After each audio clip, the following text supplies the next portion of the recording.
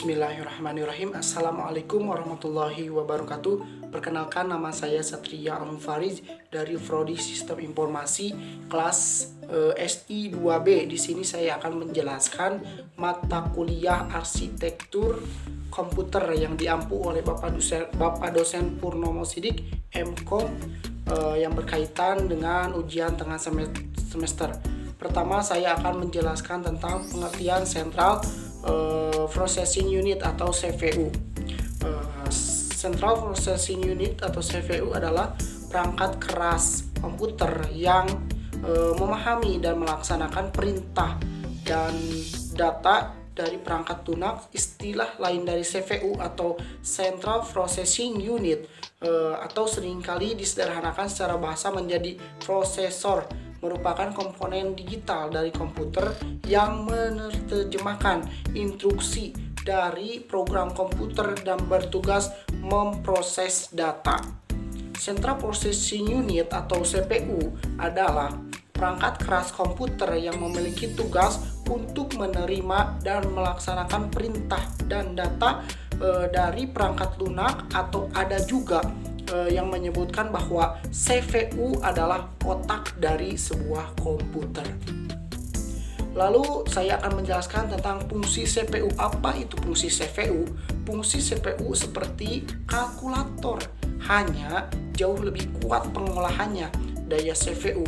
Fungsi utama dari CPU adalah menjalankan program-program yang disimpan di memori utama, kemudian melakukan operasi aritmatika dan logika pada data yang diambil dari memori atau dari informasi yang dimasukkan melalui beberapa perangkat keras seperti keyboard, scanner, tuas, kontrol, dan mouse. CPU dikontrol menggunakan sekumpulan instruksi perangkat lunak ataupun komputer. Lalu kemudian saya juga akan menjelaskan hardware atau perangkat keras, dan saya mengambil dua contoh hardware, yaitu kabel data dan juga RAM atau Random Access Memory. Di sini pertama saya akan menjelaskan kabel data. Jadi kabel data ini adalah perangkat keras yang merupakan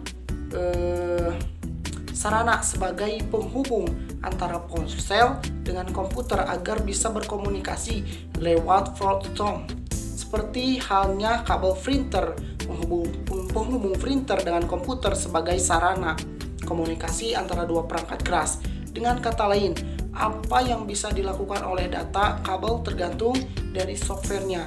Jadi fungsi kabel data ini, atau ini merupakan kabel data handphone. Banyak fungsinya, yaitu kalau fungsi kabel data umum, yang pertama yaitu melakukan koneksi internet, tergantung operator dan jenis HP. Yang kedua, melakukan backup SMS, phonebook, foto, file, dan lain-lain, melakukan backup. Yang ketiga, melakukan cetak foto dari HP untuk dicetak lewat printer. Yang keempat, mengisi games, aplikasi, MP3, MP4, movie, klip, dan lain sebagainya. Berikut ini adalah macam-macam kabel yang berhubungan dengan perangkat komputer dan menunjukkan kegiatan berkomputer. Nah, di sini saya akan menjelaskan macam-macam komputer itu ada berapa. Dan kebetulan di tangan saya ada semacam kabel data handphone. Nah, jadi saya fokuskan untuk menjelaskan kabel data handphone ini. Sebetulnya macam-macam kabel data ini banyak sekali ya. Salah satunya ada kabel data handphone ini, kemudian ada kabel power. Ini kabel power adalah kabel yang digunakan untuk memberi suplai tegangan pada power supply, pada monitor. Kemudian ada kabel data USB. Kabel ini digunakan untuk menghubungkan HP smartphone dengan komputer, atau printer dengan komputer, kamera digital dengan komputer. Kemudian ada kabel di belakang casing komputer. Jadi warna biru yaitu kabel data monitor. Warna hijau adalah kabel suara ke speaker. Nah, di belakang kabel casing komputer itu ada kan beberapa warna. Nah, ini merupakan penjelasan fungsinya, yaitu ada warna biru, ada warna kuning, ada warna hijau, warna hitam adalah kabel DB25, kabel printer model lama. Jadi warna putih kabel perpanjangan USB, warna biru laut adalah kabel keyboard, warna ungu adalah kabel mouse, warna hitam adalah kabel power supply. Ada kabel LAN UTP dan STP. Kabel UTP dan STP adalah jenis kabel untuk membangun jaringan komputer dengan teknologi Ethernet.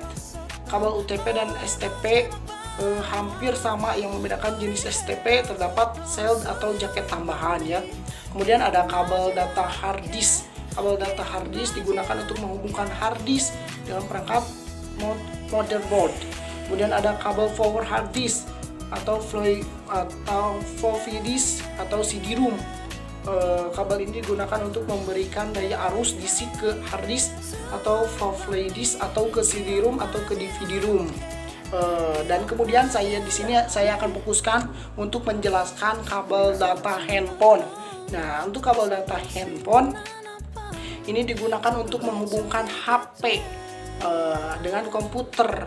Anda ini dapat mengirim data dari HP, hasil foto, file, kemudian apa saja yang kemungkinan untuk bisa mengirimkan ke file ke komputer dan bisa dicetak.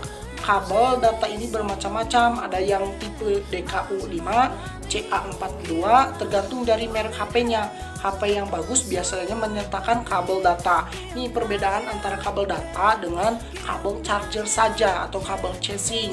Bedanya, kalau kabel data ini berfungsinya itu banyak, bisa mengirimkan file, bisa charger di laptop, bisa melakukan proses pengoneksian internet, bisa melakukan backup dan lain sebagainya. Sedangkan saya mempunyai kabel data charging atau kabel data yang hanya digunakan satu fungsi saja, yaitu untuk mengisi daya dari handphone. Yang kemudian saya akan menjelaskan tentang hardware, yaitu RAM atau Random Access Memory.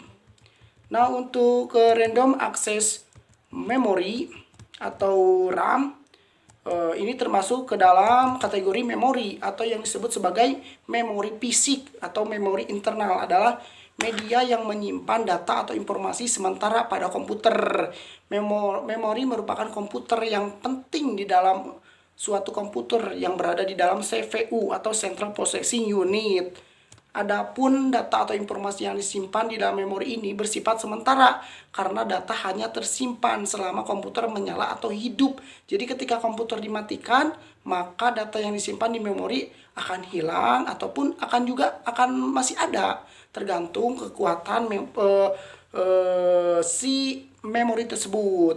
Oleh karena itulah, sebelum Anda mematikan komputer, simpanlah semua data Anda ke dalam media penyimpanan atau permanen atau tetap di media penyimpanan berbasis disk seperti hard disk dan floppy disk.